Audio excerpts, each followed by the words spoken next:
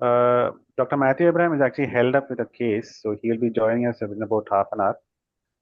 And Dr. Shyam is also is in another webinar, which will finish shortly. So he also will be joining us towards the panel discussion then. No problem. Dr. Matthew has joined. Okay, okay. So I think it's almost time. Shall we start, sir? We have 2 more minutes. 3:58. Yeah, I think we can start. I'm sorry for being slightly late. Okay. Okay, sir. So I think 1 more minute. I think we'll start. Yes. Yeah.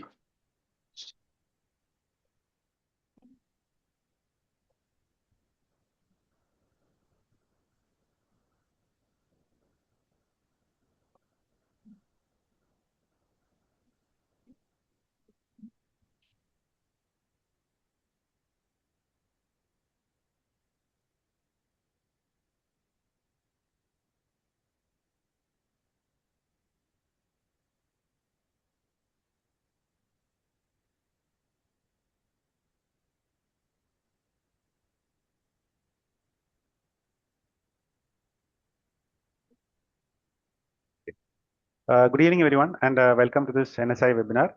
I'm Dr. Raman Nair. I'm a consultant neurosurgeon from Lisi Hospital, Ernakulam, and I'll be coordinating today's session. Parkinson's disease is one of the most common and rapidly growing neurodegenerative disorders worldwide, affecting millions of individuals and posing significant challenges not only to movement and mobility, but also to cognition, behavior, sleep, and overall quality of life. Over the last few decades, our understanding of this problem has evolved tremendously, from recognizing it purely as a motor disorder to appreciating its complex multi-system involvement and diverse clinical manifestations. Today, multidisciplinary care involving neurologists, neurosurgeons, rehabilitation specialists, and movement disorder experts play a crucial role in improving long-term outcomes. Through today's academic session, we hope to explore the clinical manifestations, underlying neurobiology, medical management, surgical strategies, and emerging innovations in treatment of Parkinson's. We are privileged to have an outstanding panel of experts with us who will share their insights and experience in this rapidly advancing field. Now, a brief review about today's webinar. The session will consist of 4 talks, and each speaker will get 20 minutes for the presentation. Questions regarding the talks will be taken after completion of all talks. Let's look forward to an engaging session and discussion. Before I start, I have the privilege of introducing today's moderators. We have, I'm not sure if Dr. Ravi-Gopal Verma has joined us. I think he's yet to join. Anyway, moving on, we have Dr. Kodishwaran. Okay, sir. Ravi is in US and he'll be joining. Okay, sir. Sure, sir. We have with us Dr. Kodishwaran, Professor and Head of the Department of Neurosurgery, Kilpauk Medical College. He's a current convener of the webinar committee as well as the EC member of TANS and NSI. Welcome, sir, and thank you for joining us tonight. We also have with us Dr. Matthew Abraham, currently Head of the Department of Neurosurgery at Lisi Hospital. His special interests lie in epilepsy, vascular, and skull-based neurosurgery, having published more than 90 papers in the subject in peer-reviewed national and international journals. And he's been an invited speaker at multiple, numerous national and international conferences. Thank you, sir, for being here. Now, without further ado, over to the moderators. Good evening, everyone. I welcome you all for this wonderful meeting about Parkinson's disease. Today, on behalf of NSI Webinar Committee, myself and Dr. Matthew, we welcome you all for this 75th year celebration meeting of NSI. So we have 4 speakers. The first speaker will be Dr. Udit Saraf. And we have 2 panelists today. Our first panelist, Dr. Dwaraknath Srinivas. He's a professor of neurosurgery in NIMHANS, Bangalore, and one of India's leading experts in cerebrovascular and functional neurosurgery. He's a gold medalist from Bangalore Medical College in MBBS, and he completed his training in AIIMS, New Delhi. And he has several prestigious national and international positions, including Neurological Society of India and WFNS Cerebrovascular Committee. He has authored more than 225 scientific publications and has guided numerous neurosurgical trainees and researchers. I welcome Dr. Matthew to introduce Dr. Shyam, our next panelist. Thank you, Dr. Kodishwaran. Dr. Shyam is an old colleague of mine. a great friend. I think he's slightly late today. He has another talk. He'll be joining in maybe within 10 minutes. He's currently professor of neurology and in charge of the comprehensive movement disorder program in CTIMSC Trivandrum. He serves as executive committee of the Movement Disorder Society of India and is also a member of the CME committee of the International Parkinson and Movement Disorder Society. He's a very accomplished academician and researcher. Dr. Shyam has more than 100 publications with over 1,200 citations. His major areas of expertise includes deep brain stimulation, botulinum toxin therapy, and cognitive and non-motor aspects of movement disorders. I welcome him to this webinar. Our first speaker today is Dr. Udit Saraf. He's assistant professor in the Department of Neurology at Amrita Institute of Medical Sciences, Kochi. He completed his neurology training in Sri Chitra Institute of Medical Sciences, Trivandrum, and he completed his postdoctoral fellowship in movement disorders. Dr. Saraf's clinical academic interests include movement disorders, neurourology, and disorders of autonomic nervous system. With more than 40 scientific publications, he has contributed significantly to growing body of research in specialized neurological fields and continues to be actively involved in advanced patient care and teaching. Welcome, Dr. Vidit. Thank you, sir. Thank you for the kind introduction. I would like to thank NSI for the opportunity. So I'll just get to my topic. I'll share the slide just.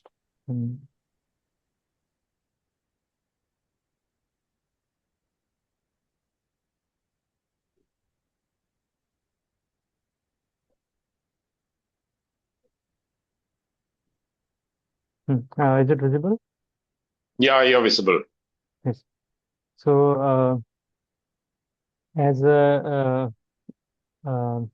initially introduced by Dr. Raman, that Parkinson's disease is very common. In fact, it is the second most common neurodegenerative disease in the world, second only to Alzheimer's disease. And as aging and increasing lifespan is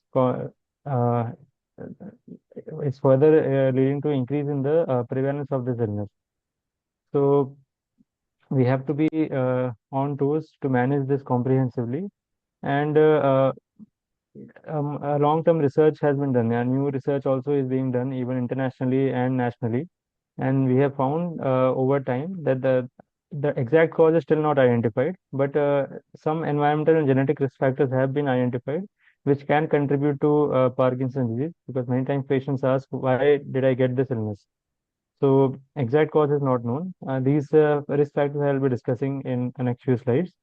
And once Parkinson's disease is diagnosed in a patient, so diagnosis also I will discuss. And we have to, apart from motor symptoms, which are the most prominent clinical features, we also should be wary of the non-motor features, because those also have a significant impact on the quality of life and they require separate treatment. So the holistic treatment is very important for this illness.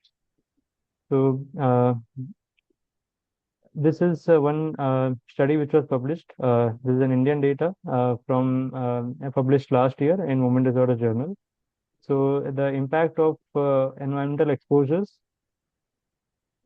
habits and comorbid lifestyle disease with PD. So here there was a significant association, and the maximum association was with prior head injury. So you can see the significant p-value is there. Diabetes and hypertension, comorbid diabetes, hypertension also increases the risk of Parkinson's disease, and lifetime direct exposure to pesticide, insecticide, or fungicide. Cigarette smoking has been found to be protective, as contrast to international studies where caffeine consumption was found to be protective. In Indian data, so you can see cases of more than 3,000 and contrasting with controls. So as per Indian data, the caffeine consumption was found to increase the risk. The exact cause why it is different in our country is not known. Maybe further studies will be required. That is the only thing which has been found different from international data. But head injury and other comorbidities is on the same lines as the international data. So these are the environmental risk factors and comorbid condition risk factors. Then we come to genetic risk factors. So there are some genes which are directly pathogenic. while some genes contribute to risk of PD. So this is another study. This genome-wide association studies are being done in all the countries, and this is Indian genome-wide association study where they try to find what are the genes responsible for causing Parkinson's disease in our patients. And the commonly associated gene with Parkinson's disease were tested. So this juvenile onset PD is when the Parkinson symptoms start before 20 years of age. Between 20 and 40 is young onset PD. Early onset PD is between 40 to 50, and late onset PD is after 50 years of age, the onset after 50 years of age. So here we see that the highest, so this is pathogenic mutation, the red one is pathogenic mutation. So both in familial and sporadic, pathogenic mutations are most likely in juvenile onset PD. This pathogenic mutation gradually, the possibility of finding a pathogenic mutation in the patients reduces over as the age at onset increases, and variant of uncertain significance also is present, and no mutation, as we know that usually at old age we don't find any mutation, and VUS also we don't know the significance, but it is known that these VUS are not completely insignificant. They may contribute to risk. Here you can see GBA, this is glucocerebrosidase A gene. So this is a pathogenic mutation of this gene will usually lead to Gaucher's disease.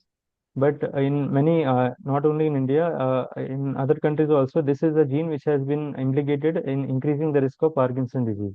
Then PRKN is the Parkin gene, in UPS13C, LRRK2, this is another very prominent gene in genetic PD. So these are the usual genes which are tested in a Parkinson gene panel. You can see most of them are variant of uncertain significance.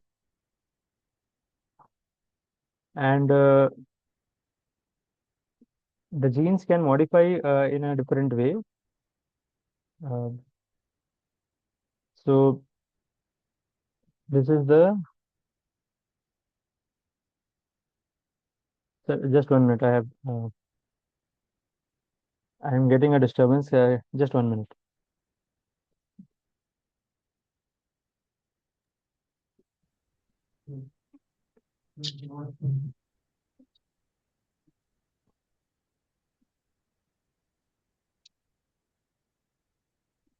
Yes, sorry for the disturbance. So the genes can modify the disease trajectory in different ways.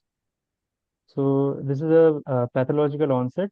It can just prepone the onset, and the trajectory can go in the normal way, how it goes in the usual Parkinson disease. It can just, so the initial presentation may just start at a certain age. So it can just flip off the neurodegeneration, or it can increase the tempo. So the neurodegeneration starts at the usual age, but it can progress faster. So this we see usually in GBA mutation patients, where the cognitive deterioration happens and other non-motor symptoms are very common. Or it can be all of the above, or it can be completely different. So non-motor symptoms can be prominent. It can start at an early age. It can progress faster. So everything can happen together. So which gene can present in this way, it is not very clear. But these are the different ways how genes can modify the presentation of the illness. So this is overall the pathogenesis of Parkinson's disease. So we have spoken about the lifestyle, environmental factors, genetic factors, aging, and there are some other unknown factors which have bearing on the pathogenesis. In all these, combining all these factors, there are different pathogenic mechanisms which work in the brain. So there may be alpha-synuclein misfolding and aggregation, so causing synuclein fibrils, and it can further lead into Lewy body. Again, this is further exacerbated by impaired protein clearance. This can further cause mitochondrial dysfunction, can cause cell damage, mitophagy, apoptosis, and neuroinflammation at some point. Both cellular and humoral immunity may be impaired. So these can contribute together or individually to cause nerve cell death. So this cell death happens at many parts of the brain. but the most prominent is at the substantia nigra pars compacta. So this is the hallmark of Parkinson's disease. Here you can see this is the midbrain section, and this is at the level of superior colliculus. You can see this is the substantia nigra. You can see the pigmented cells here. So these cells contain neuromelanin. You can see in the healthy patient. This is a healthy patient. You can see these pigmented cells with a brownish tinge, and the nucleus also can be seen. So these contain neuromelanin. While in Parkinson's disease patient, you can see this pigmented line is uh, almost absent. And this is a Parkinson's patient. So you can see the density of these cells is significantly reduced. And even the cells which are seen here, you can see that there is some pigment seen in this cell. The pigment is reduced and there is a Lewy body here. So these are the ones which are the hallmark of Parkinson's disease pathology. So substantia nigra pars compacta is the main the degeneration at that structure is the hallmark, and which contributes primarily to bradykinesia. So to understand the neural pathway of this uh, basal ganglia circuit, this on the left you can see is the direct pathway. This is the indirect pathway. So I'll just give a outline how the normal patients, normal people, how it works. So from cortex, there is the excitatory input to the putamen. From putamen, there is a input to the output to the GPI SNR. This is the globus pallidus pars interna, substantia nigra pars reticulata, which further has inhibitory output to the thalamus, which further gives excitatory output to the cortex, and this has further output to the spinal cord and lower motor neuron. So you can see that because the inhibitory output cancel, and this becomes a resultant excitatory output to the cortex. So this is when there is a planning of motor movements. While the indirect pathway, there is additional structures. So it is the globus pallidus pars externa and subthalamic nucleus. So it goes through these structures as well. And so this is inhibited. This inhibits STN further. So it is resultant excitability which happens, which further has excitatory output to the GPI-SNR, which increases the inhibition to the thalamus, which further, because the thalamus is inhibited, so this excitatory output reduces. So this indirect pathway works to inhibit the unwanted movement. So it inhibits movements, while the direct pathway facilitates movements. And dopamine from the substantia nigra pars compacta works on this direct and indirect pathway. So on the direct pathway, there is a D1 receptor, and this is excitatory. So it facilitates the direct pathway, so further facilitating movement, and it acts on the indirect pathway via the D2 receptor. So here it inhibits the inhibition of this inhibitory pathway, further resulting in excitation. So dopamine, by acting on both these pathways, overall it facilitates movement. While in Parkinson's disease, what happens is dopamine is absent or it is reduced. So this facilitation of direct pathway does not happen, and overall it leads to inhibition. And here this inhibition of the inhibitory pathway does not happen. So again, the inhibition increases. So overall, it leads to a total inhibitory output, which causes reduction in amplitude of movement, or reduction in overall movements, reduction in the drive to perform movements. So that is present as bradykinesia. Rigidity and tremor are more complicated pathophysiology. So rigidity is mainly via the reticulospinal tract when it is via the brainstem mechanisms, and there is altered long latency reflexes also. So that is a little more complex. And tremor has the abnormal activity of the corticothalamic circuitry, along with cerebellum also is involved. So corticostriatothalamic circuit is the one which oscillations develop the tremor, and cerebellum controls the amplitude of the tremor. So that is how the cardinal features of Parkinson's disease occur. So moving to clinical features of Parkinson's, as I have discussed, the bradykinesia is the main feature. So bradykinesia, hypokinesia, akinesia, they are different terms. These mean different. So if it is sequence effect, so bradykinesia, the amplitude may gradually reduce. Hypokinesia, there is reduced amplitude from the beginning. Akinesia, there is reduced akinesia when there is almost no movement, reduced drive to perform movement. But in Parkinson, usually all these are clubbed under bradykinesia. So we don't label it differently. We take it as bradykinesia. And these can present, the symptoms can present in the patients in reduced blink rate, facial expression. So mask-like faces, which we speak of, reduced dexterity, reduced stride length, step clearance, arm swing also. Many patients present initially that the arm swing while walking on one side is reduced. So this will be pointed out by onlookers, and that is how they present as the first symptom. Tremor is a classical rest tremor of the hand. It can sometimes stand in the lower limb also, especially in genetic or young onset Parkinson. It can even start in the lower limb. Other rest tremor. So chin tremor also is very common, chin and jaw tremor. Re-emergent postural tremor. So this is a tremor when the patient is with outstretched hands. The tremor does not occur immediately, but after 2-3 seconds, the tremor starts. So that is a re-emergent postural tremor. Normal postural tremor without this latency also can be seen. Kinetic tremor also can be seen, but these are minor components. Then rigidity is the other cardinal feature, where it is decreased range of motion. Shoulder stiffness. So many times patients present with shoulder stiffness. One side shoulder is stiff, and only when you examine, we find that there is some rigidity present. And then when we ask them to do some movements, we find that bradykinesia also is there. So this patient may just present with shoulder pain. Then gait changes usually occur at a later stage. Although shuffling, fascinating gait can be present in the early stage, freezing of gait is usually a late feature, and retropulsion of postural instability also is a late feature in Parkinson disease.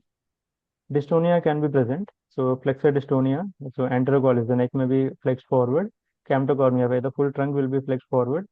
And wearing of dystonia, dystonic dyskinesias, these also dystonic features may be there. Speech changes, speech may be monotonous. Usually when we examine, so the expression will not be there. The facial expression also will not be there, but speech also when they speak, the usual expression will not be seen. The speech volume will be reduced. There may be dysarthria and fascinating speech. So these are the different classical features. And based on these features, sometimes Parkinson's disease patients are classified into different clinical subtypes. So when we have to prognosticate the patient, if the patient has prominent tremor, we tell it is tremor dominant. So this is considered that it will progress a little more slowly, and the patient will not be disabled early if it is a tremor dominant case. While rigidity is the prominent symptom and the gait difficulties, that is akinetic rigid subtype, that prognosis is a little poorer, and they may be more dependent uh, in the early course of the illness. So based on this, clinical subtyping can be done based on which symptom is very prominent. Uh, we come to the diagnostic criteria. So based on these clinical features, uh, just patients who have these clinical features, we cannot just diagnose as Parkinson's. It has to satisfy some criteria. So this is the latest 2015 Movement Disorder Society diagnostic criteria for Parkinson's disease.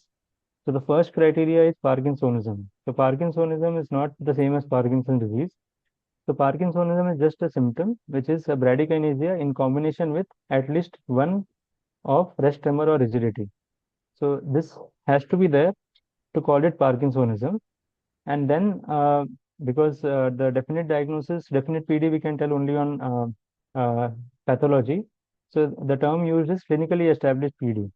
So clinically established PD requires these, the Parkinsonism should be there. There should be absence of absolute exclusion criteria and at least two supportive criteria and no red flag. While clinical probable PD, there is absence of absolute exclusion criteria. Red flags should be counterbalanced by supportive criteria. So if one red flag is there, one supportive criteria should be there. If two red flags are there, at least two supportive criteria and no more than two red flags are allowed.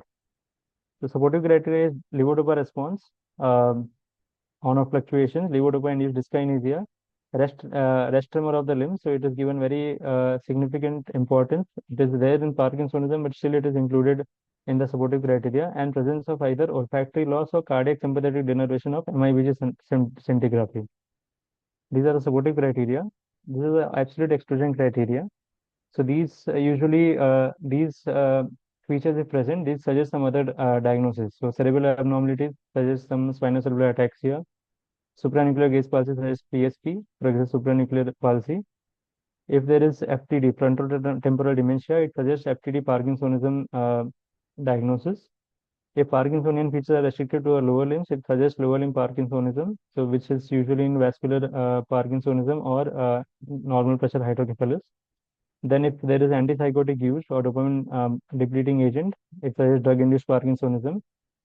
And if there is no significant response, although it rarely it can be present, but mostly if a significant response is not there to high dose levodopa, this is considered exclusion criteria. Cortical sensory loss makes it likely to be corticobasal degeneration. If there is normal functioning neuroimaging via DAT SPECT or FDOPA PET, and if there is an alternative condition. So these are absolute exclusion criteria. These are the other red flags. So this is quite extensive. This also suggests that it could be some other illness, but still, if it is supportive criteria are present, you can still diagnose the patient as Parkinson's disease. And this is the natural history. So in the initial stage, the patient has good response to levodopa. So this is when the dose is given. So when dose is given, the levodopamine level improves. And this is the green part you can see is the on time. So patient has good improvement, and overall patient remains in this on time. So which is the best response time. In the later stages, what happens is the dopamine level fluctuates significantly. So if it becomes higher than a certain point, patient develops dyskinesia. And if it is lower than a certain level, the patient develops off time. So the effect is not seen. So the effect has worn off by that time. So this is what you see in the later stages. Although it is predictable, so you know that after this much time, the fluctuations will occur. The off time will develop. After taking the medication, dyskinesias will be there. But in more advanced stages, sometimes it is unpredictable. So here the dose is given, but still it has not reached to the therapeutic level. So it is the on has not occurred in this case. Here also on has not occurred. Sometimes dyskinesia may not be there. Sometimes you will get more of dyskinesia and on will be less time. So it may be unpredictable in such cases in the advanced stage. And this is Dr. Odit, sorry to interrupt. 30 seconds left. okay. So this is about Bragg staging. So initial symptoms may be non-motor. So this is the caudorostral pattern of spread of synuclein. So gut brain hypothesis also was suggested that the synuclein travels from the gut, and then it goes via the vagus to the brain stem, and then it reaches the midbrain. So that is also one school of thought. In that, the prodromal Parkinson disease is another research definition that patients sometimes may have non-motor symptoms alone without motor symptoms. So those patients may have high risk of developing Parkinson disease in the future. So this is not used clinically, but that concept, body first and brain first concept is also there. So prodromal Parkinson patients usually have body first, while some patients may not have non-motor, only brain involvement, no motor symptoms involvement may be more prominent. And these are the different non-motor symptoms which can occur at different stages of the illness. It can be before the onset of motor symptoms or after diagnosis. Some symptoms like hallucination psychosis are usually in late stage only, excessive sweating in late stage, while most of the symptoms can occur at all the stages. And this is a natural history of the uh, illness. So you can see that non-motor symptoms can precede the motor symptoms usually.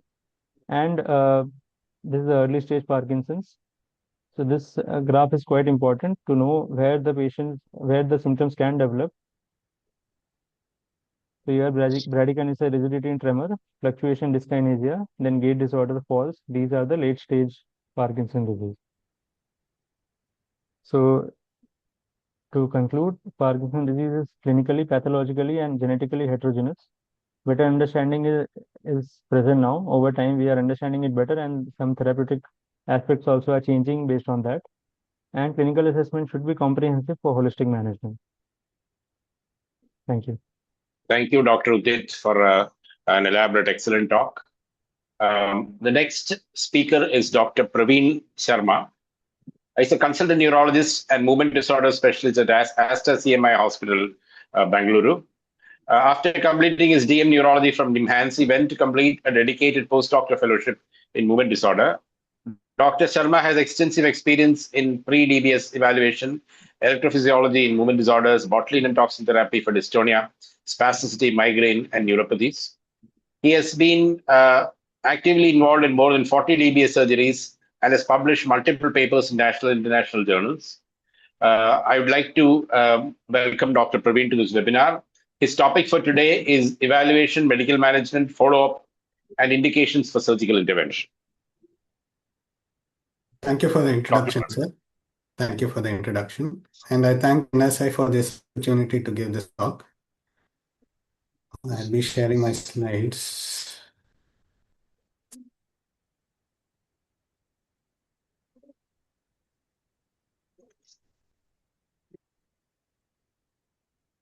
So I'll be speaking about evaluation, medical management, and indications for surgical management of Parkinson's disease. So it is an exciting time for Parkinson's because there are some new therapies that are in the pipeline and those not available in India. We hope for the best. And there is also the adaptive DBS that has arrived this year. So the symptoms have already been explained. So evaluation of a patient starts with the clinical examination. That is the most important. So knowing the symptoms of Parkinson's, including the non-motor symptoms, is the most important.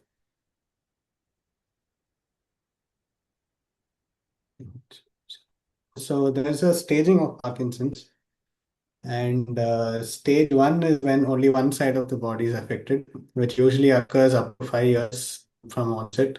Stage 2 is when both sides are affected, usually between 5 to 10 years of onset. Stage 3 is when the balance and stability become affected, that is usually 10 to 15 years. Stage 4 is when they become dependent on support for walking and standing. And stage 5 is when they become wheelchair or bedbound. So the treatment varies according to the stage of the disease. The initial stage 1 and 2 is usually managed with medicines. Stage 2 is when you start considering DBS. Stage 3 is when DBS is still useful. Stage 4, the DBS becomes not that useful, but it can still be done in selected patients. And stage 5 is when you just counsel them for palliative care. So diagnosis of Parkinson's, that is part of evaluation, is done by clinical examination by a neurologist or movement disorder specialist. The MRI is usually done to rule out secondary causes. Features like loss of swallowtail morphology of the substantia nigra are supportive, but it is not diagnostic. TRODAN scan and F18 dopa PET, these detect the presynaptic uptake of dopamine, which is usually reduced in the putamen. So this gives us an idea that the patient has Parkinsonism, but it doesn't actually point towards Parkinson's disease. If it is very asymmetric, it is more likely to be Parkinson's. If it is symmetric, it could be MSA, it could be PSP, and DLBD also. Skin biopsy is still not available in India. It detects phosphorylated alpha-synuclein. So this is probably a very promising test in the future. And genetic testing is not for all patients, like Dr. Udit has already shown. And a patient with very young onset Parkinson's or juvenile onset Parkinsonism with a strong family history, you should go ahead and do a genetic test. Medical management of Parkinson's is mainly with dopamine precursors, which is levodopa and phos-levodopa. Phos-levodopa is an injectable form, not yet available in India. And there are some other medicines that increase the availability of dopamine in the brain, which is COMT inhibitors like entacapone and opicapone, MAO-B inhibitors like rasagiline, selagiline, and safinamide. And these are all, they all aim to increase the dopamine. And there are dopamine receptor agonists that mimic the action of dopamine, like pramipexole, ropinirole, rotigotine, apomorphine. And there are anticholinergics, which is trihexyphenidyl and procyclidine, which help in controlling the tremors. And there are dopamine and glutamate receptor agonists like amantadine, which also helps in reducing dyskinesias. So I'll not go into the details of the dosages, but we know that the mainstay of therapy is levodopa carbidopa, which comes as 110 mg and 125 mg, and up to 8 tablets per day can be given. But there are patients who take 10, 15, 20 tablets per day. And there are controlled release forms.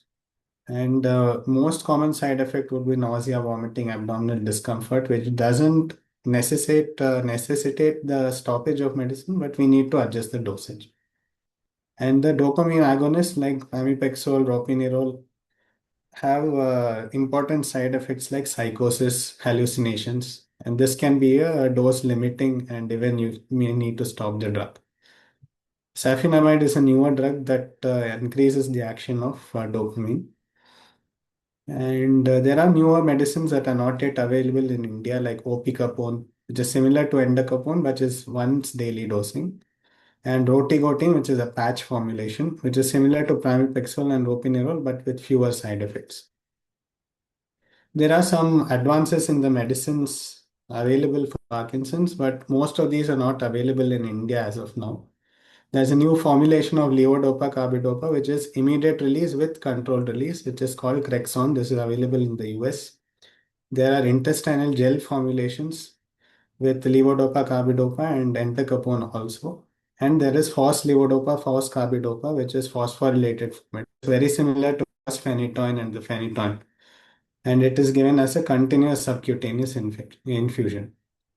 So if these are available, it will be very helpful to our patients because it will necessitate only thrice daily dosing.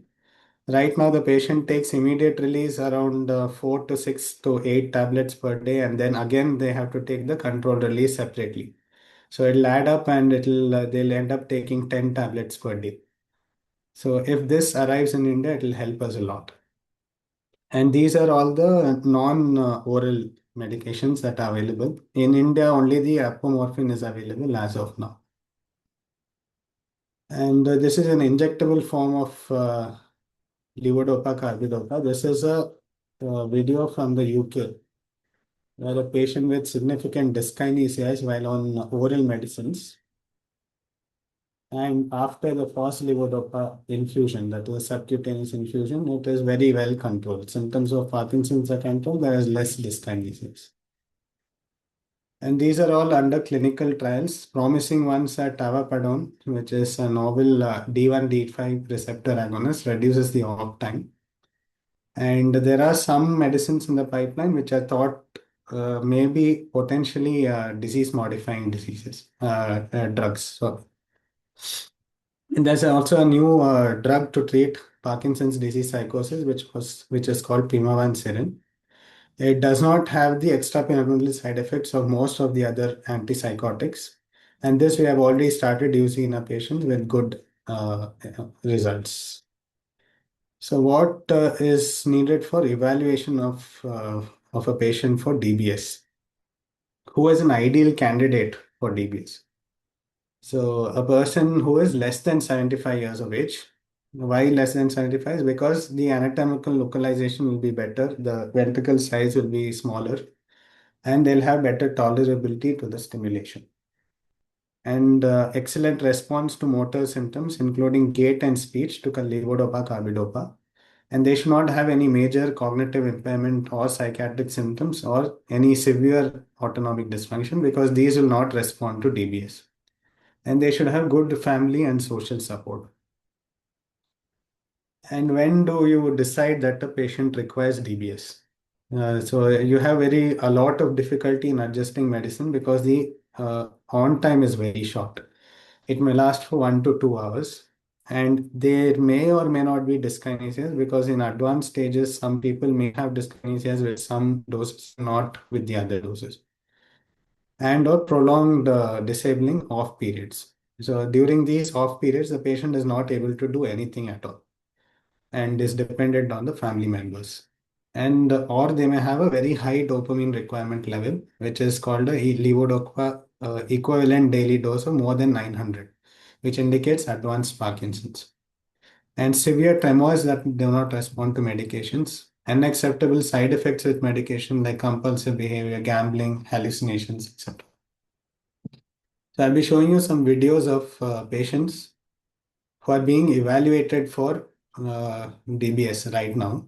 This is one of our patients who has an akinetic rigid type. So she has very severe hypovolemia.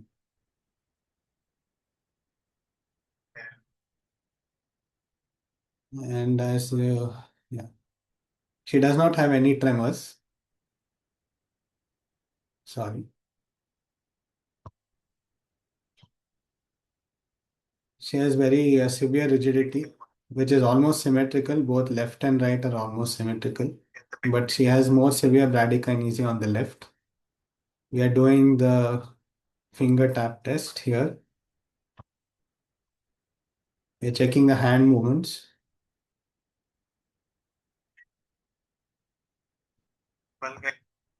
And we're doing alternating hand movements. You can see that almost symmetrical. So she had a 10-year history of Parkinson's with a short on period of 1 hour and very long off period and very severe dyskinesia when she was in the on period.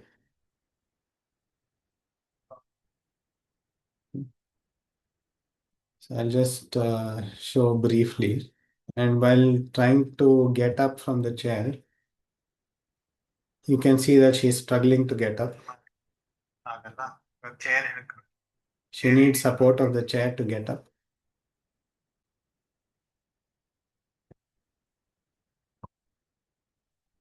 And yeah, this is her gait, a short step, very slow gait.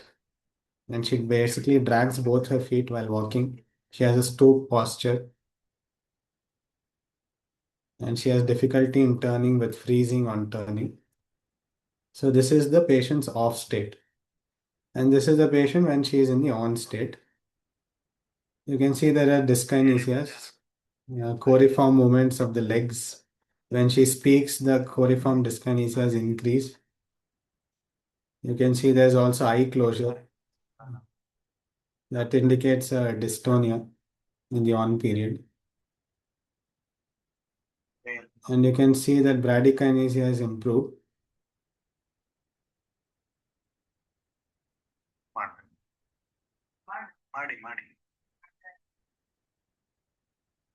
And generally, she is better in the on period.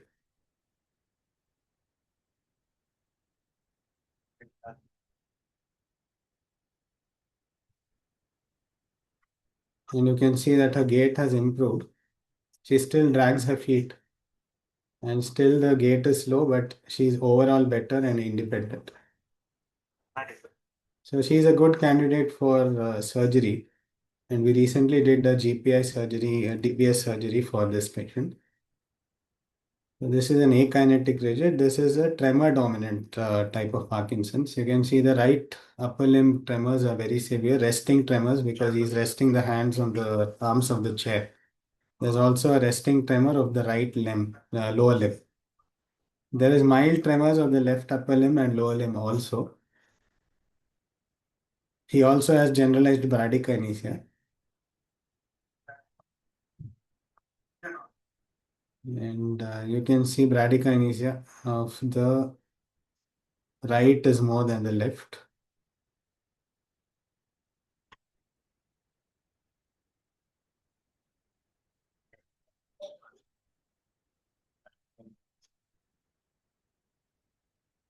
Yeah, so this patient had a tremor dominant type.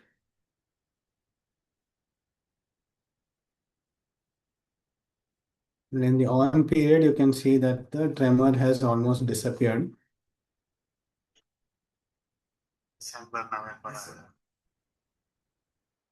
There are no dyskinesias.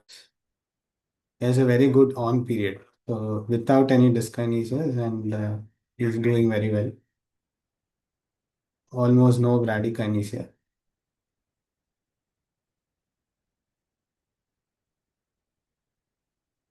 He gets up and walks without support.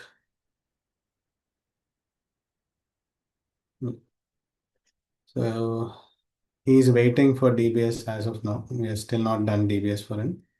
And there are some cases which, it is not clear whether DBS will actually help them. This is a young onset Parkinson's. Onset was around 26 years of age. Now she's 50. The total duration is 25 years. And she has a very severe akinesia and rigidity form. And she has very severe RLS. That is very severe body pain when she's in the off state. And that is one of the reasons she actually takes medicines because of the pain. And she's not able to walk or even stand during this period. There are hardly any tremors.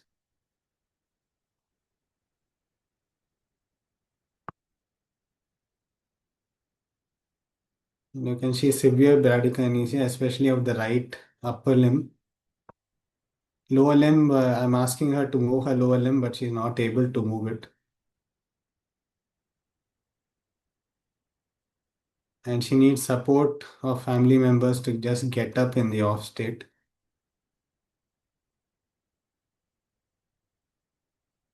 She repeatedly wanted to sit down. She could not even stand straight. You can see very severe truncal dystonia is also there. And there was significant family history in this patient. And this is in the on state. You can see she is generally comfortable. There are some dyskinesias in the hands, trunk, and in the legs also. And as soon as he starts walking, talking, the dyskinesia start increasing. And she had no pain in the on state at all. So the severe pain disappeared in the on state. No bradykinesia at all in the on state, but very severe dyskinesias in the legs. And she could stand up without support. While walking, she drags the left part of the body, and there is still some truncal dystonia. So it's probably a genetic form of Parkinson's, with dystonia as a component of Parkinson's. So we have asked for a genetic test for this patient. We are planning to do DBS in the future once we get the genetic report, because some genetic types of Parkinson may not respond as well to DBS as the other forms. This is basically an evaluation. So thank you for the patient listening.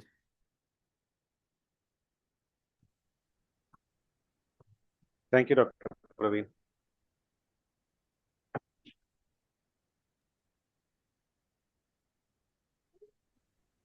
Thank you, Dr. Praveen. Let me now request Dr. Kodishwaran to introduce Dr. Chirag Solanki.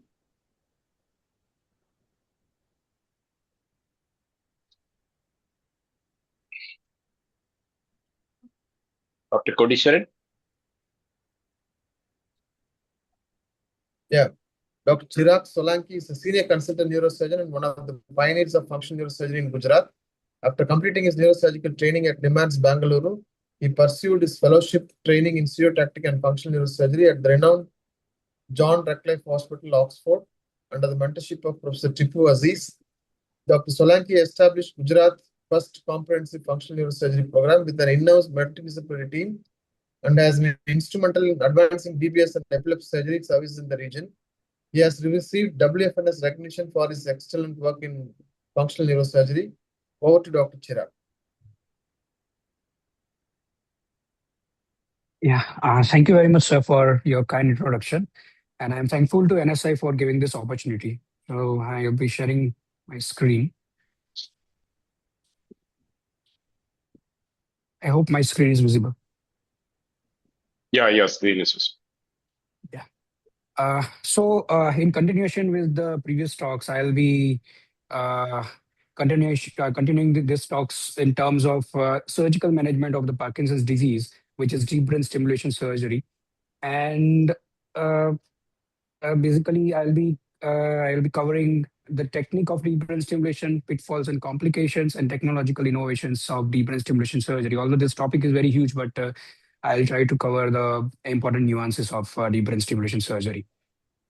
So So as we decide for the deep brain stimulation surgery for any given patient, the first thing comes is which target has to be selected, whether it is FTN, GPI, or it is thalamus. So initially, when the deep brain stimulation surgery started, at that given point of time, it was believed that STN is the better target overall with a good result as compared to GPI. But later on, the people realized that GPI has also got its own benefits, especially in terms of patients who are suffering from severe dyskinesia, which might not be related to the levodopa dosage, or those who have mild cognitive impairment or gait or balance disturbances present. So current approach basically believes that both the targets are good enough, and it has to be individualized when we are selecting the target. So whenever there is presence of dyskinesia is related to levodopa dosage, as well as higher levodopa dosage is there. When where levodopa dosage reduction is required, subthalamic nucleus is the preferred target. But dyskinesia is not related to the levodopa dosage, or those who have mild cognitive impairment, especially those with old age, or those who have mood disturbances, gait or the balance disturbances. In those patients, GPI is a better target. And in terms of improvement, both the targets STN and GPI, they have good response in terms of motor score improvement as well as quality of life improvement. So the first thing and most important thing in deep brain stimulation surgery is that it doesn't start in operating room. It starts in the radiology department when the patient is getting his or her MRI done preoperatively.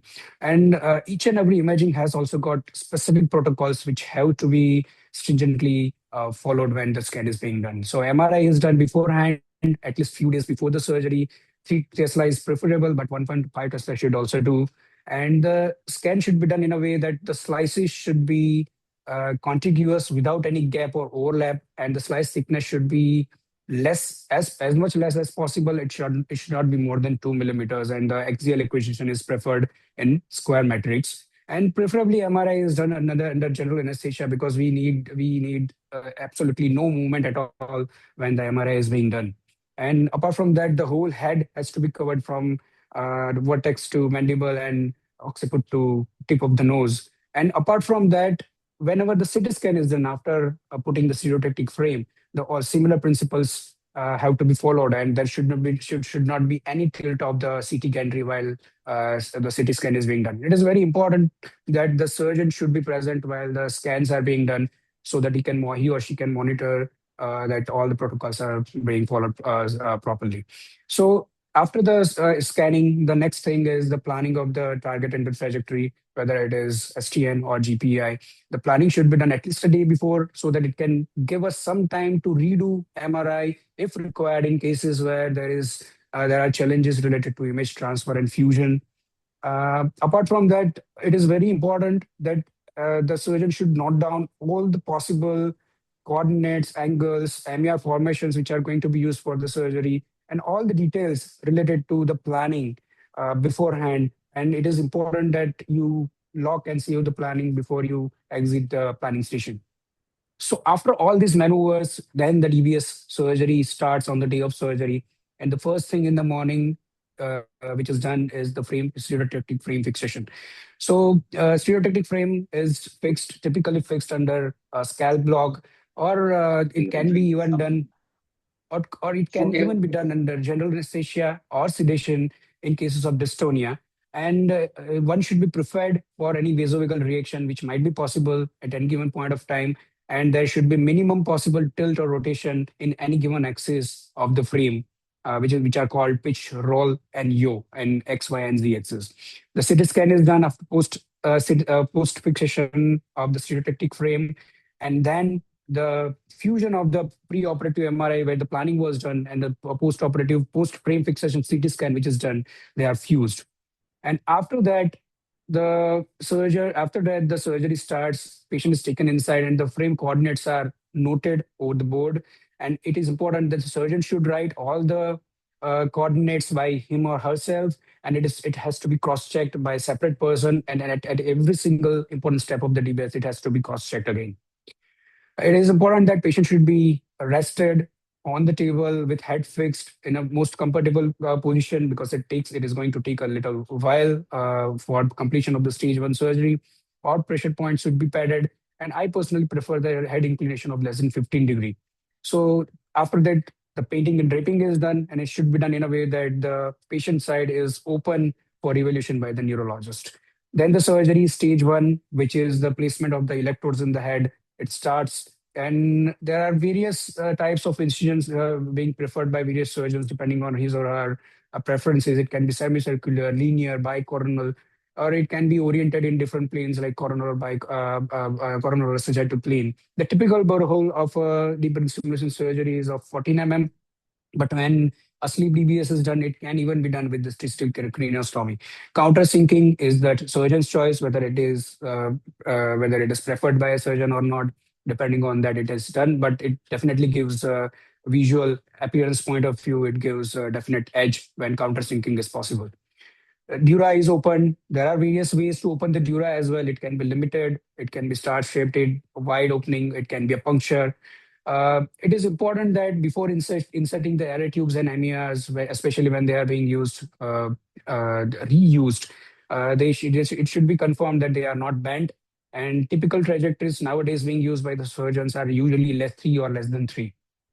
So the next stage is to do microelectrode recording. The microelectrode recording can be done by manual drive or by automated drive. And the MER typically gives the length of a given target, whether it is STN or GPI, in all the trajectories being used. After that comes the macro stimulation, where the clinical assessment is done by stimulating the target at different levels and different trajectories. And the threshold of effect and side effects are noted, which gives the therapeutic window. And the widest therapeutic window should be the best one, where the electrode should be placed. So based on all this anatomo-electroclinical correlation, the final channel of placement and depth of placement is decided, and under CARM or OARM guidance, the electrode is placed. And if OARM is not used, the CT scan is done typically to confirm the location of the electrode, as well as to rule out any significant pneumosyphilis or hematoma. This was the stage 1 surgery. After this, the frame is removed and patient is given general anesthesia. And under anesthesia, the extension wires are passed from the parietal incision to the subclavicular pocket where the IPG is placed. And after the connection, the impedances are checked and they should be within the normal limit. So this is how the DBS surgery is done in a nutshell. But as a bystander, DBS surgery might look like that of an Iononokios, a very simple surgery, but it is a wolf in a sheep's clothing. And the workflow of DBS is like walking a tightrope. At a slightest of error at any given point of stage of surgery, it fails the surgery as a whole. So what are the pitfalls or complications of the surgery? The serious or very concerning complications might be hemorrhage, infection, misplaced electrode, or other hardware-related complications. There are many other not so serious but significant complications which might happen, which I'll discuss later. So to start with the hemorrhage, it is very important to note that even the tiniest possible vein or a vessel should not be coagulated, and there should be no pressure or kinking of the vessels because of the air tubes when they are being used. Apart from that, the second important and concerning complication might be the misplaced electrode, and it has got manifold reasons. It can occur at any given important step of the deep brain stimulation surgery.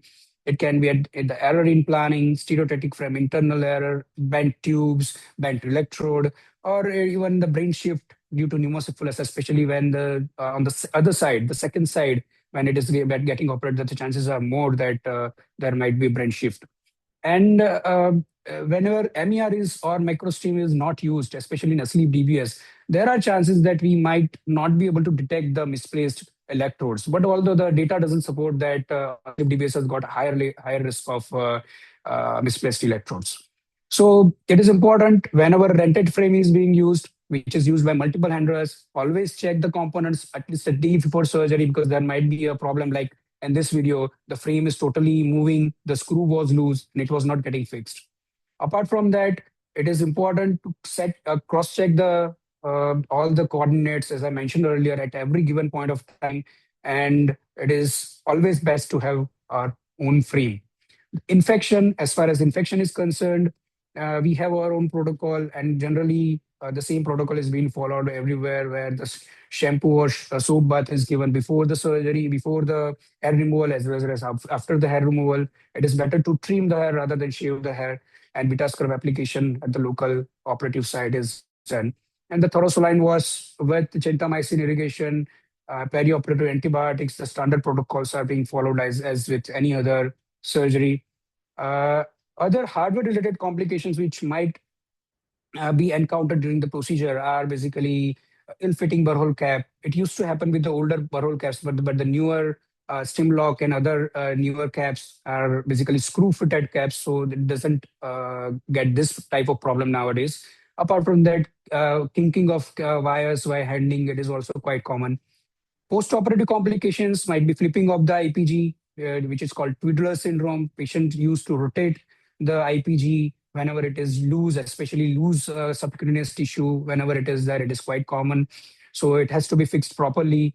Erosion of the hardware through the skin, restriction or painful neck movements due to fibrosis along the tract, and prominence of the borehole cap, that can all happen post-operatively.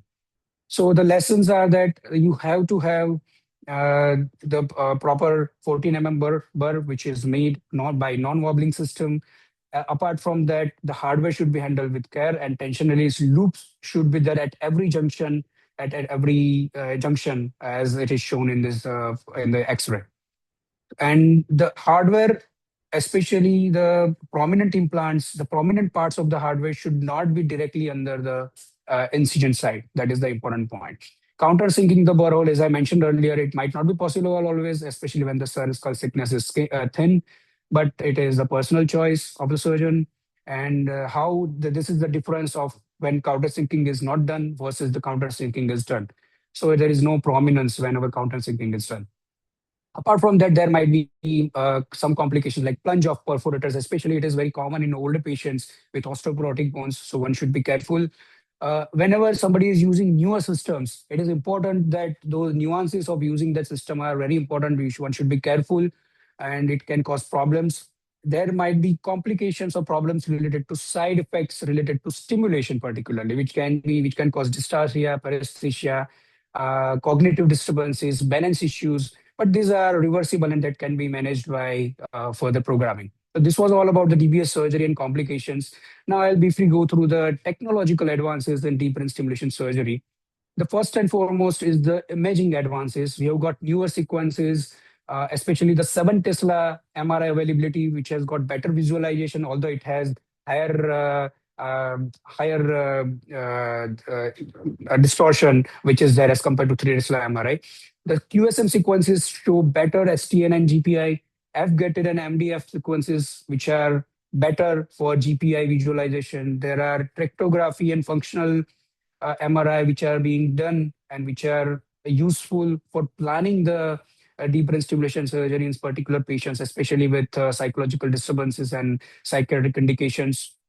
The hardware advances, the directional leads, which are the norm now, and they have got better steerability of the current, which by which the side effects related to the spread of current to the unwanted areas, which can be prevented with these directional leads.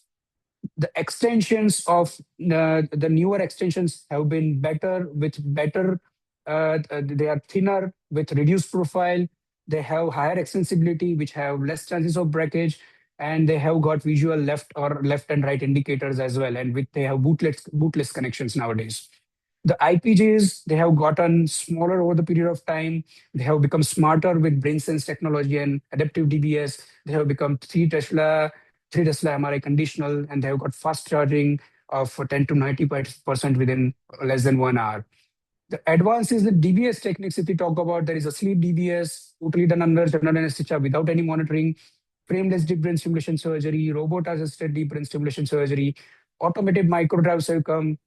There is real-time microelectrode recording guidance, which is called HiGuide by Alpha Omega, which gives us the idea and insight intraoperatively that which trajectory and which area is better for deep brain stimulation permanent implantation.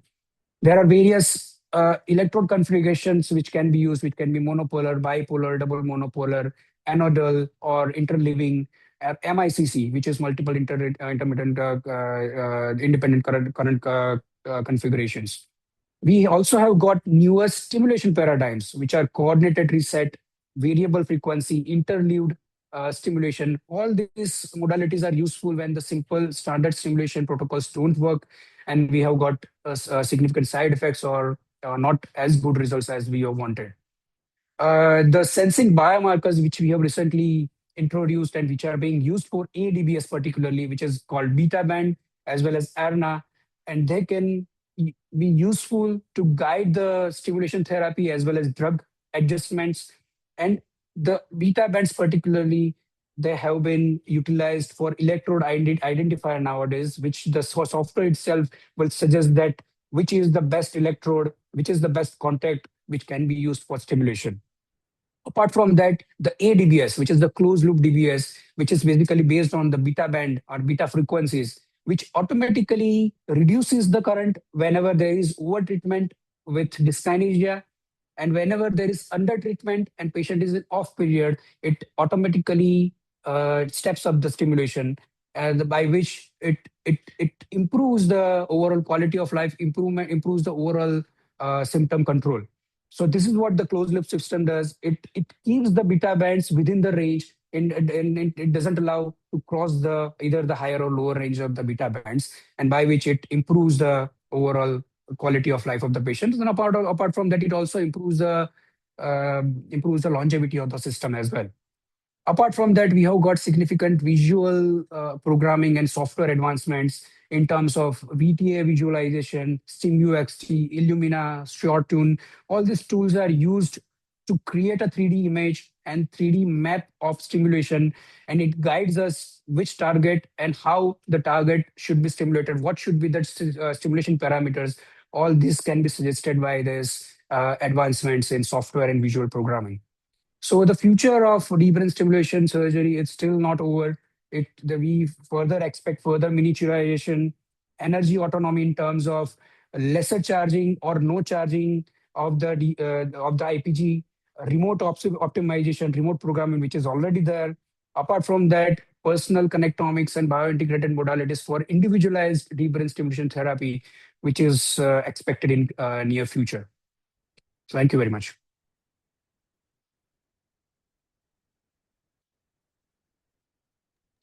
Thank you. Thank you, Dr. Solanki, for the excellent talk. Our next speaker is Dr. Basant Pant. He's one of the most respected names in epilepsy and functional neurosurgery in South Asia. He's a founder and chairman of the Annapurna Neurological Institute and Allied Sciences in Nepal.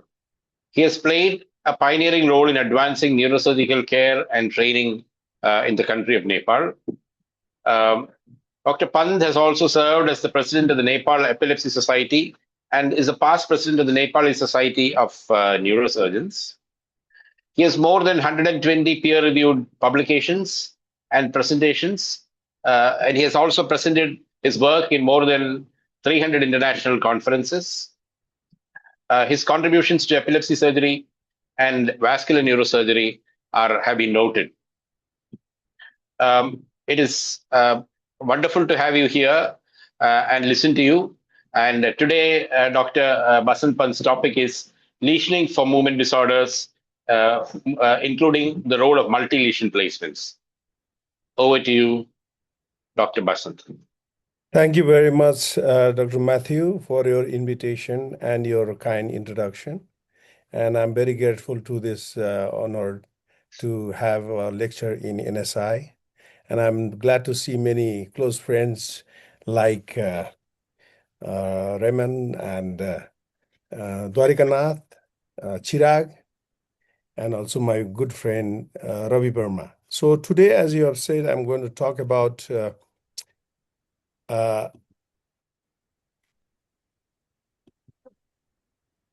can you see it?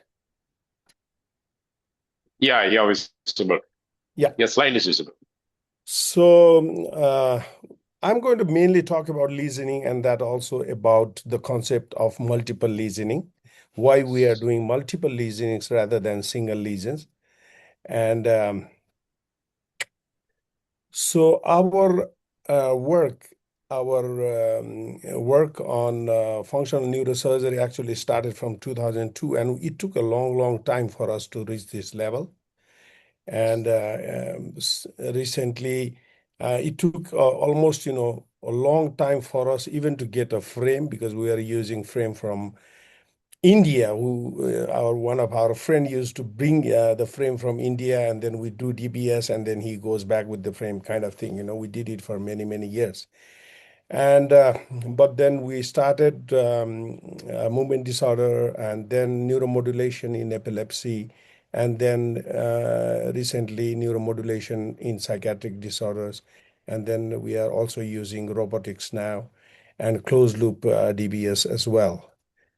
And so it takes just to share that it took us a long time to come here.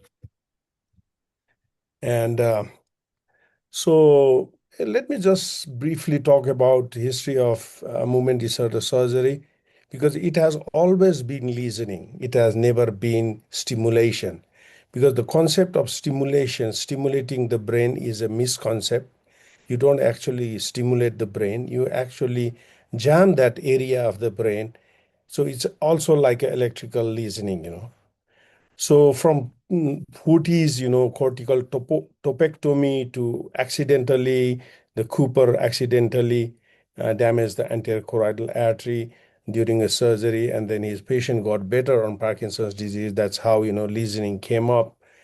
And then now again, MR guided focal ultrasound, again, it's nothing but lesioning. So although it looks like, there's a fight between listening and DBS, but actually there are cases where DBS is still useful and we still use that. But majority of our cases, sorry for that.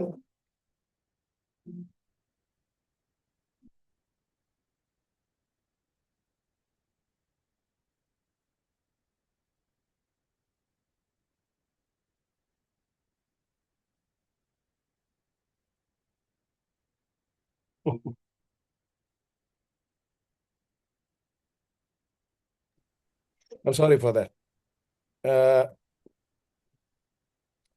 So we are doing some, neuromodulation and listening on epilepsy cases also. Like in this case, we are going into anterior nucleus of thalamus, centromedian nucleus, and pulvinar nucleus. And so for psychiatric disorder, we are doing limbic leucotomy or nucleus accumbens and anterior listening of anterior limb of internal capsule. So talking about movement disorder, we have 239 cases of movement disorders in our series. And out of that, 27% is dystonia, 63% is Parkinson's disease, 8% is essential tremor, and some are chorea. So if you look at the Parkinson's disease, then 25% of them we are still using DBS, while 75% of them we are doing listening. Whereas in general dystonia, cervical dystonia, and essential tremors, we are doing only listening in all cases. And out of all these cases, 25% of our cases are multiple listenings. And why multiple listenings? Because every head is different. And most of the time, Atlas are not accurate. So we are using less and less of Atlas. No two MD cases are same, and each needs to be tailoredly managed. Most patients with MD present with asymmetrical symptoms and have more than one symptoms, like tremor with rigidity, dystonia in different proportion, and the best target is different in each case. Some of the dystonia cases progress to task-specific dystonia, to focal dystonia, to generalized dystonia. There's a progression, and then you may have to address that accordingly. And in some cases, when we did listening in the same network at different locations, the result got better. Like in case of PTT, sometimes we add GPI. And in VIM, sometimes we add a posterior subthalamic area, and then they get much better on the table. And we add on targets, we plan beforehand, but then we decide intraoperatively on the basis of their response. So this is generally our workflow. Dr. Chirag has very elaborately explained this, so I don't want to go into details, but MRI and 1 day ahead, and then we plan 1 day ahead, and then do a CT scan, fuse it together. We co-register that with the phantom. If it is not DBS, we are not using CM anymore. And then whenever we reach the target, we stimulate that just like a DBS in a high frequency. And then we do a test lesioning of 50 degrees Celsius for 30 seconds. And then if the response is very good, then we go for a permanent lesioning, which is 75 degrees Celsius for 60 seconds in our case. And then at the next day, we do a MRI and then fuse that with the previous planning and see that we are in the right place. So this is our workflow. And recently we are doing this with a robot. And initial 5 cases, we did both with frame and with robot, just to co-register in both cases to see that we are in the right place. And whenever we do a lesion, we make a tandem lesion most of the time. So our probe size is 0.75 millimeter and the exposed tip is 2 millimeter. So it generally makes a 2 millimeter lesion. So we generally, for GPI, we go 3 millimeter deeper, just above the optic chiasma, and then stimulate. If there's no optic symptom, then we go, 1 millimeter ahead, and then there's an overlap like this. So generally, there are 5 lesions, 6 millimeter in size in a tandem fashion. So these are the coordinates for GPI, and that's the lesion and what it looks like. And but then we found that the atlas is not accurate most of the time, so we are using it less and less, and we are doing more of a visual targeting. And so for PTT, VIM, and all epilepsy target except ANT, you don't have a visual coordinate, so you have to calculate from a reference. Like in case of PTT, we go to mammillothalamic tract first and then calculate from there. So anything that is visual, we go there first and then calculate from that point alone. Some examples, so essential tremor, presenting with a very, very severe, she has not eaten by her hand for the last 5 years or so. And then one small thalamotomy in only one spot, and then, the tremor stops completely. So for VIM, we have never ever thought of for essential tremor. We never think of putting DBS, Another case of Parkinson's tremor, resting tremor, where you can see it's a severe tremor. And then once we stimulate the VIM, then you can see that it stops completely. Since this is a Parkinson's disease, we combine VIM with PTT in this case. This patient has got a severe hand dystonia, the writer's cramp, together with the, it progressed to the proximal part of his hand. So we decided to go for a BOP junctional lesion together with GPI lesioning on left side. And that is the lesion. This is the medial one is the PTT and the lateral one is the GPI lesioning. This case is again writer's cramp with cervical dystonia, progressed from writer's cramp to cervical dystonia. You can see that the neck goes blended in one side. So we plan for left PTT and left BOP lesioning at the same sitting. And this is how he looks. A bit of bizarre generalized dystonia in this patient. He has got a tremor also, but truncal, axial, limbic, all kind of dystonia is there. So we plan left-sided GPI and right-sided PTT on one stage. And then this is the image and this is the post-op. So this is single-stage bilateral GPI PTT lesioning. And this girl came to us with, again, a cervical dystonia and also a hand dystonia. And this is post-op. Here we have done a PTT and BOA-BOP lesion in this girl. In the past, we did few cases of bilateral GPI lesioning, like in this case, because severe GPI, only one lesion, they don't respond well. But this case had dysphonia and also swallowing difficulties. So we have avoided doing bilateral GPI after 3 cases. This is also a bilateral GPI case of a young onset Parkinson's disease. As you can see, there's a GPI lesioning on both sides. This gentleman had a Parkinson's disease, and he has got also a lot of tremor. And he started from right side, and eventually that took to the left side. So we planned for a left PTT and left VIM. And then afterward, after 6 months, right GPI and VIM. So asymmetrical lesioning, that's what we are doing these days. So this is the planning. And this is the patient. You can see the lesion on both sides, asymmetrical lesions. A VIM is symmetrical on both sides, but the patient did extremely well. So what are the multiple lesions that we are doing?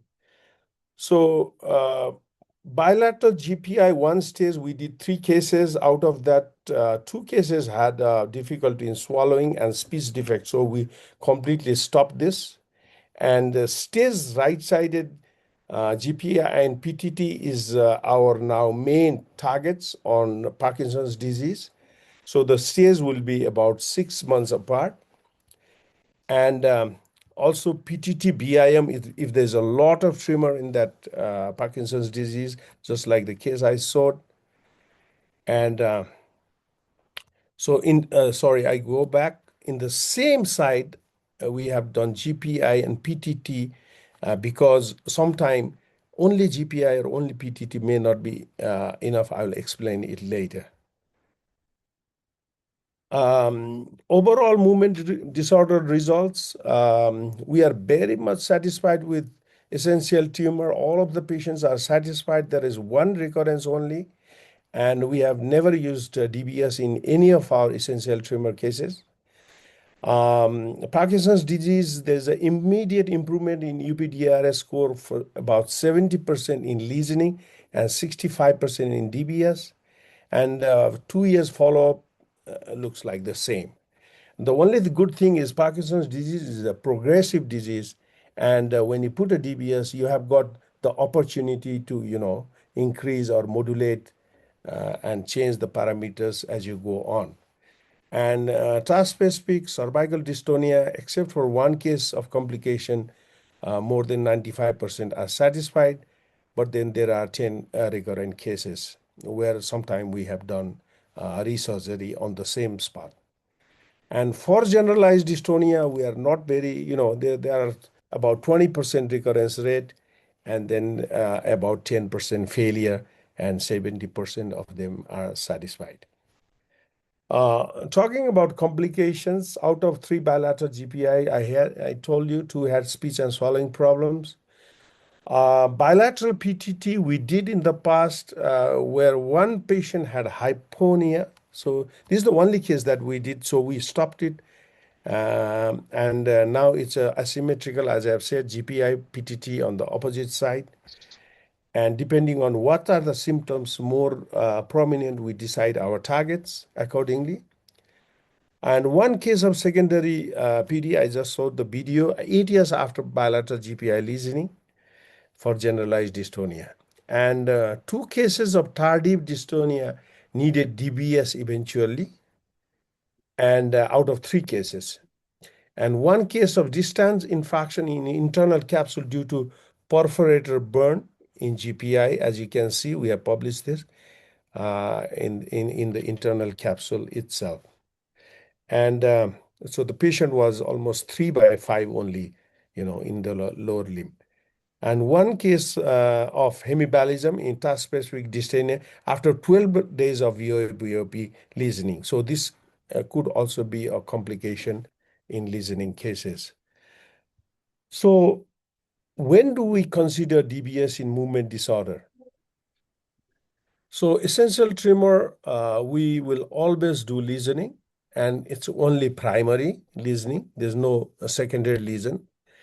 And but we go for VIM, and if there's an axial tremor, then we may go into the PSA also, posterior subthalamic area, especially if the patient also have a head bobbing and axial tremor, then we found that PSA is a better target.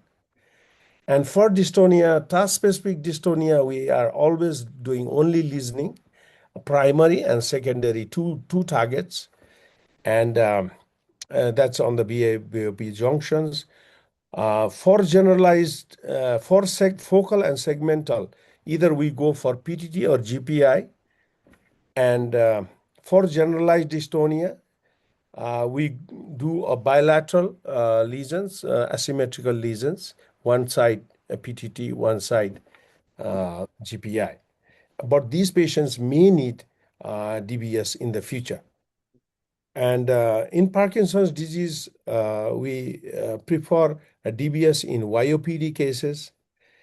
So we ask them because they have got a long life, and then it progressed. So most of the time they will eventually end up into DBS. So we for LOPD, late onset Parkinson's disease, we do a staged lesioning, and they may need DBS in the future. So these are the combination of multiple unilateral combination and multiple bilateral stage combination of multiple lesionings. And in conclusion, use multiple lesion technique in selected case of movement disorder, and we have good result with this technique with minimal added complication. And we avoid symmetrical one-stage lesioning and keep a gap of 6 months on bilateral surgery. And even when the patient requests DBS, we do not recommend except in PD cases and very, very severe dystonia cases. These are the two DO musicians that we did BOB listening, and they presented in functional neurosurgery we had on 2025. Many of Indian colleagues were there. And so multiple target opened up our understanding on neuroscience as a whole. So I recommend that this technique should be adopted by many institutes, and you are most welcome to visit our institute.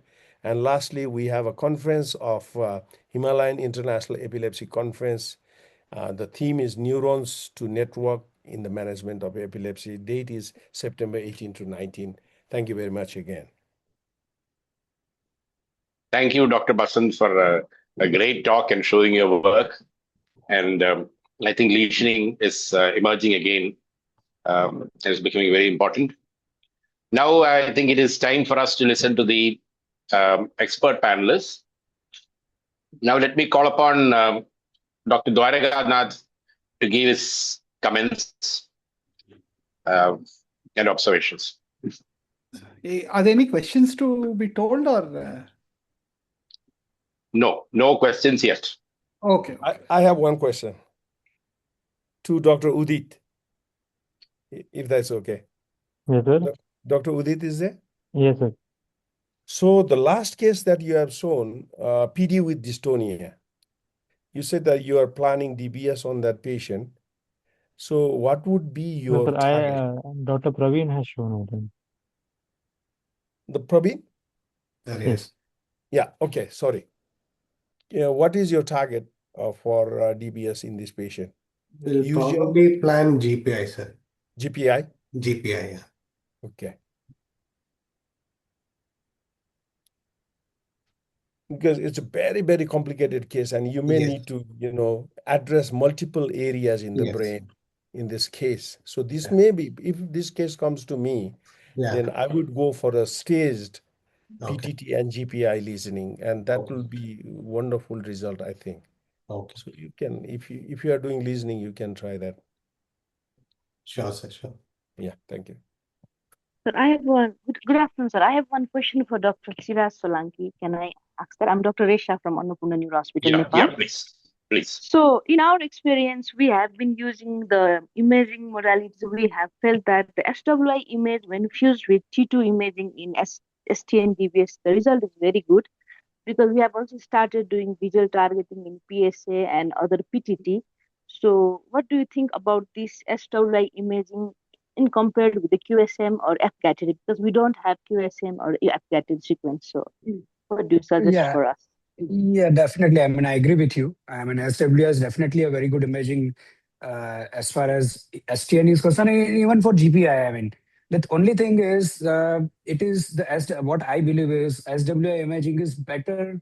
It gives better boundaries, the better medial border of the STN as well as GPI.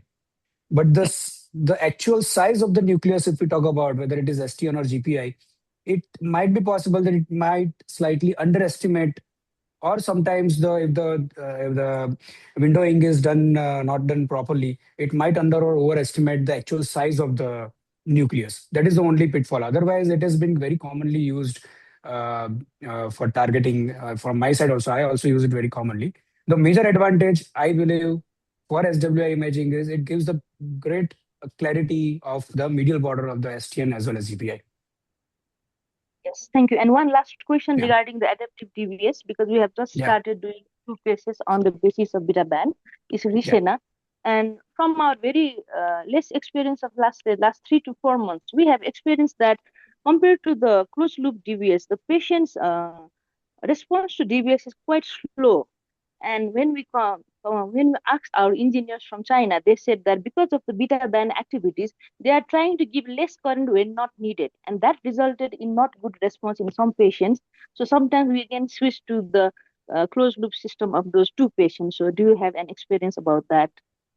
So yeah, so we also have recently only started ADBS in 3 of our patients, and the thing is, it is very important to understand that ADBS is, I mean, as a modality, it is not for all the patients.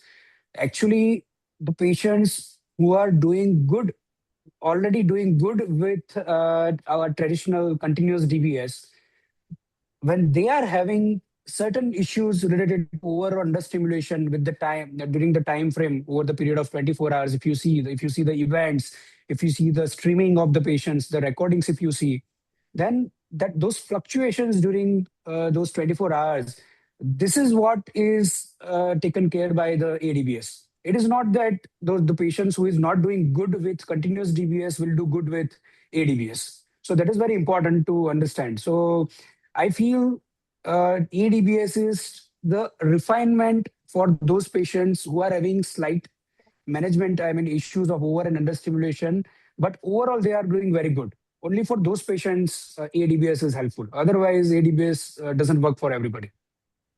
Okay, thank you. Thank you so much. Yeah. Can I request Dr. Shyam to give his critical comments? Is Dr. Shyam available? Yeah, I'm here. Yeah, please.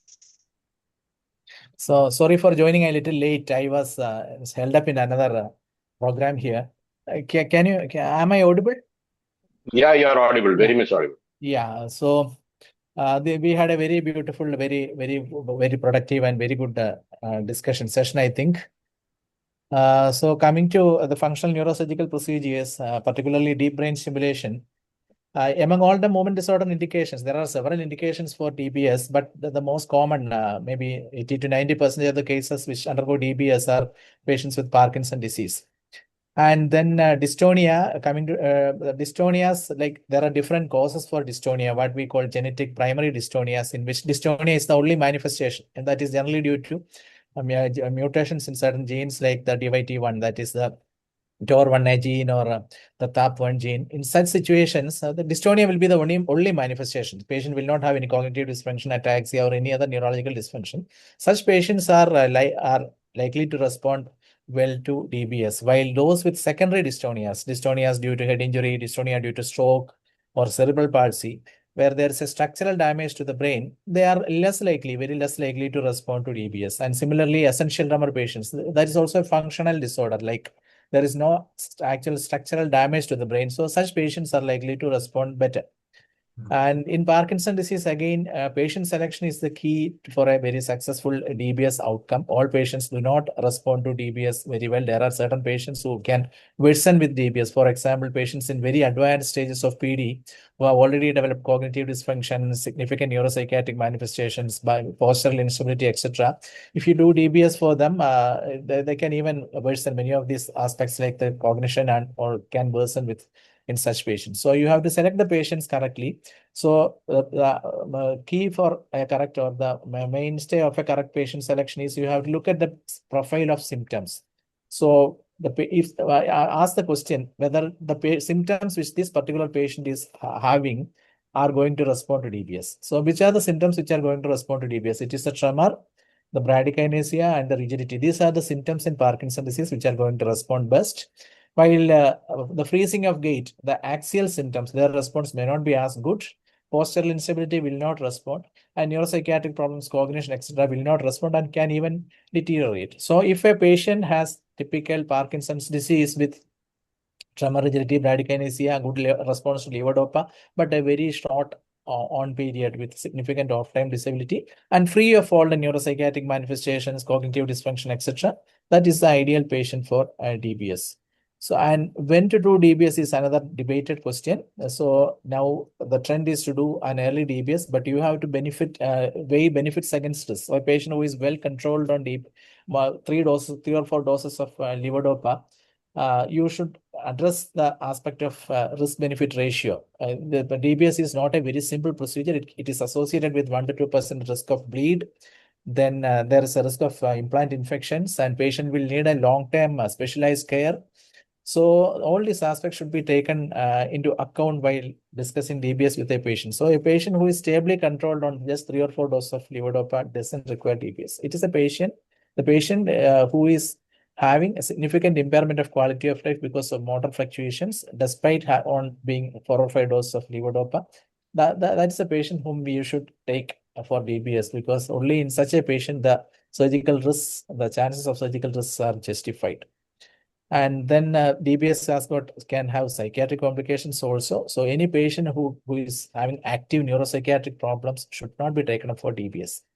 And you should send to a psychiatrist, get the symptoms controlled, and then only take the patient up for DBS, because DBS is associated with suicide risk in the first 1 or 2 years. So that's also an important point.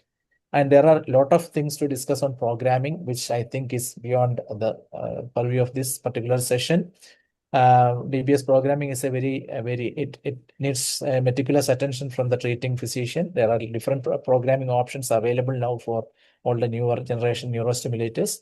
And adaptive DBS, as rightly pointed out, is something which is upcoming. So which patient is going to benefit from adaptive DBS? That is a closed loop system which picks up signals from the brain and modulates the stimulation accordingly, automatically. So which patient is going to benefit, which patient is not going to, in whom we should use adaptive stimulation, we should have clarity in the next coming few years, depending on the response and the results of various trials coming up. So the most important point. I had a question too. Yeah. Yeah. Please. Can I say something? Yeah. Okay, I had a question to Dr. Dwarka. Do you think lesioning and DBS are competing procedures? And in the Indian scenario where devices can be very costly, do you think we must move towards lesioning more than DBS in future with sophisticated technology? Yeah, that's a wonderful question, Matthew. I think I was going to come to that. So, so anyhow, it was a very nice talk. Of course, Praveen and Chirag have been our faculty, and they're doing very good outside. So it's very nice to see them. Of course, Praveen and then later on Dr. Sham explained the indications of DBS. And I think the most important thing is the indication. If you get the indication wrong, whatever you try, the response you'll be less than optimum.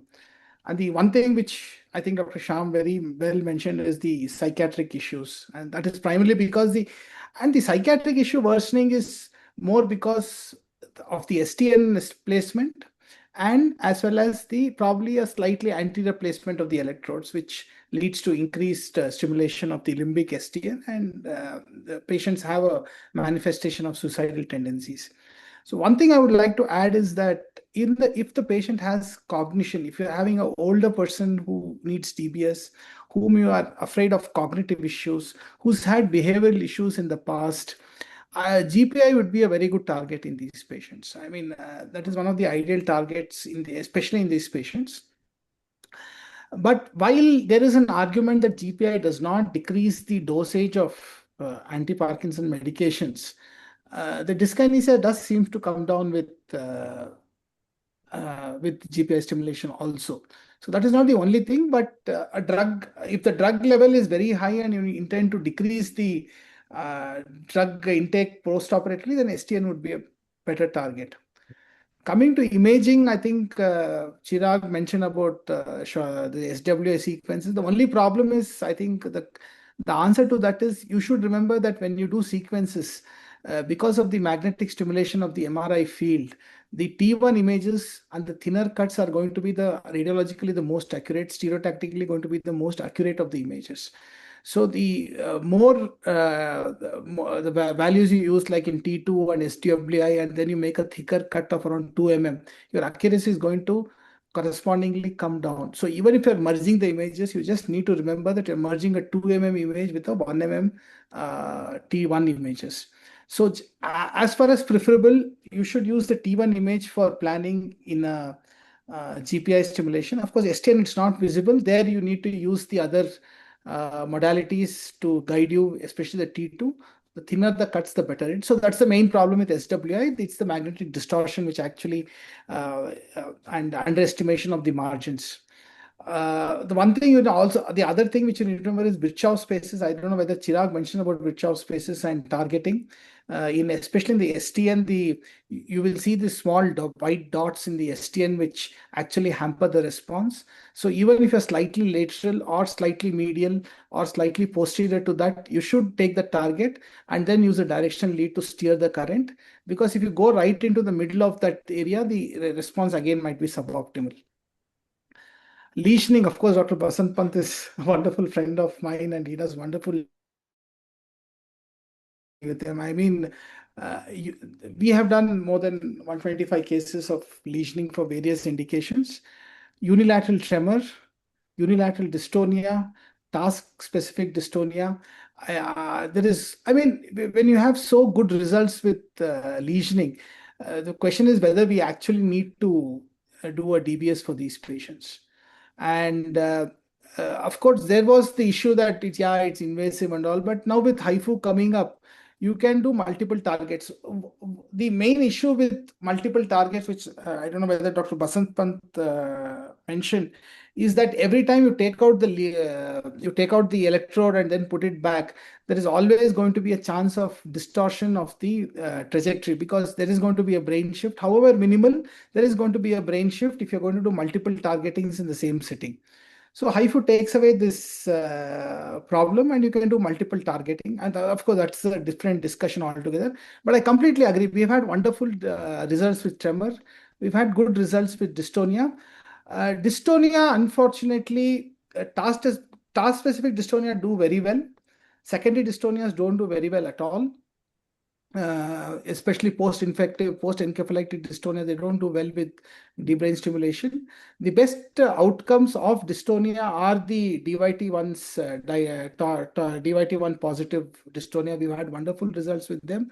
The trick is to do as early as possible. As soon as you diagnose a patient with severe dystonia and who has this DYT1 positive, regardless of the age, please go ahead with dystonia. Once fixed bony abnormalities develop, the dystonia stops, but the bony anomalies like scoliosis or kyphoscoliosis do not reverse. So these are some things which we have learned over the last 20 years of doing DBS at NIMHANS. But I think it's been a wonderful talk listening to all of you. Thank you.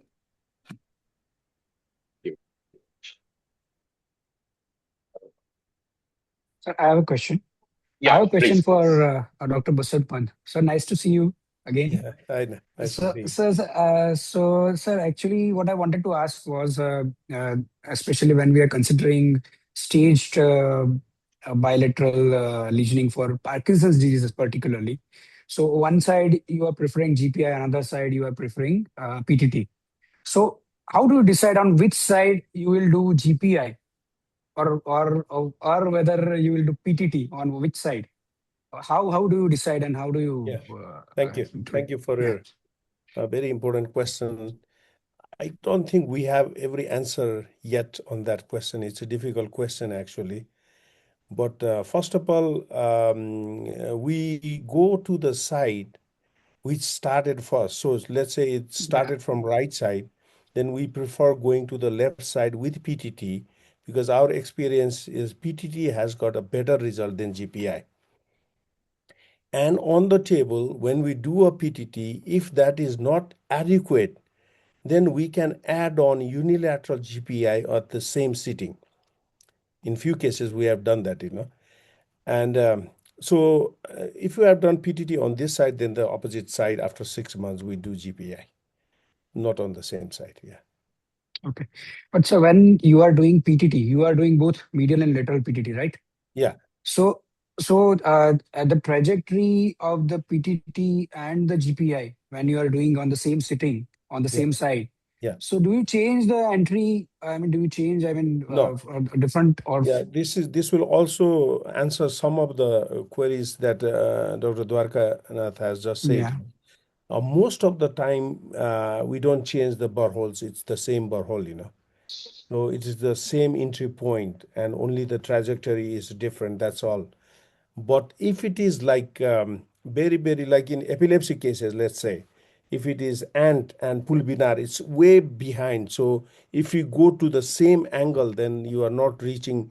So you need to also, as you have presented in your paper, that you need to consider the angle also. So if you are reaching very, very far away regions, then you need to do another boreholes.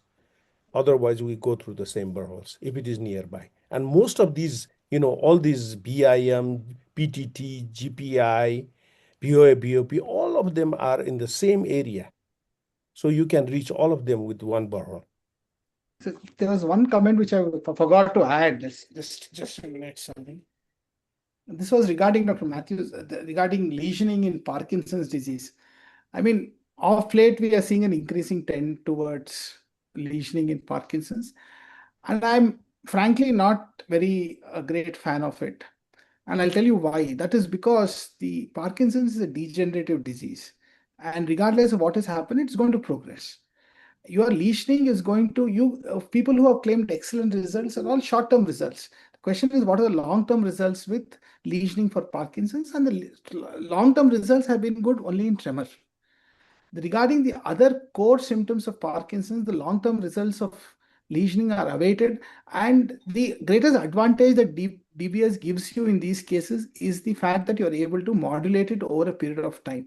We've had patients who may have operated in 2009, 2010 who are still doing reasonably well on DBS. Whether that amount, I mean, it's not that lesioning is something, HIFU is something new, you are reinventing the wheel. It's something like, I mean, before the onset of levodopa, lesioning was the mainstay of treatment for this one. And the, as with every lesioning, it's a short-term treatment. The reason why it works in tremor is because tremor is non-progressive. I mean, the other post-traumatic tremor are all non-progressive.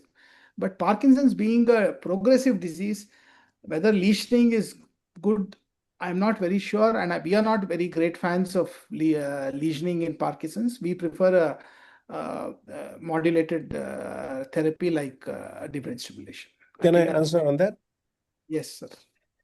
So I agree with you that I also told this in my lecture also that PD is different from all others because it's a progressive disease. So if it is a YOPD, we never consider, lesioning in these patients. And so another thing is when we use PTT and GPI, the DBS is still there for STN. You can still go with a DBS STN, STN DBS. So that So way, I think, Dr. Pant, I think the only problem with that is in older people who are going to be at a risk of cognitive deficit, it's better to do a GPI DBS rather than an STN DBS. If you okay. actually see the anatomical radiology of the older people, you will start realizing that the STN anatomy is going to be less favorable to you than a GPI anatomy. I Mhm. think so. Right now, actually, in NIMHANS, we are in a process of shifting from STN DBS to GPI DBS for GPI. people older Mhm. than 70. Because we find that it preserves the cognition better, the targeting is better, and the patient outcomes are quite good. So I'm not sure whether GPA should be destroyed in older people. Good. Thank That may be you. a very good point. Yeah, thank you. Yeah, Thank you. Yeah, Shyam had a yeah. point. As rightly pointed out, PD is a progressive disease and problems keep on changing. For example, at the time of deep brain stimulation, patient's predominant problem may be tremor, in which case a high frequency stimulation will help. But during evaluation, tremor can disappear. As the disease progresses, tremor can disappear and freezing can become a major problem. And high frequency STN stimulation can sometimes even worsen freezing. So when patient develops freezing, you may have to change over to a low frequency stimulation with a higher amplitude. So that's all allowed in DBS. But the problem with lesioning is it's a one-time procedure. Once it is done, you cannot modify it. Otherwise, you may have to go and change the size of the lesion again.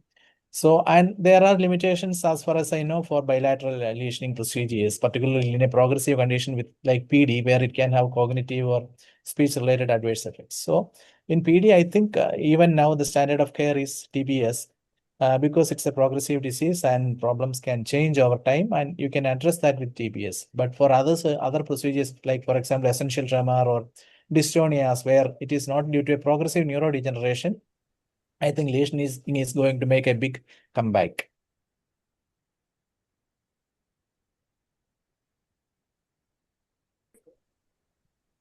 I think we had an excellent academic feast today. I would like to thank all the speakers and the two panelists, my co-moderators, Dr. Raman, who acted as a coordinator, and all the participants. Thank you so much. Thank you. Thank you. Thank you. Thank you very much. Thank you. Thank you. Thank you. Thank you, sir.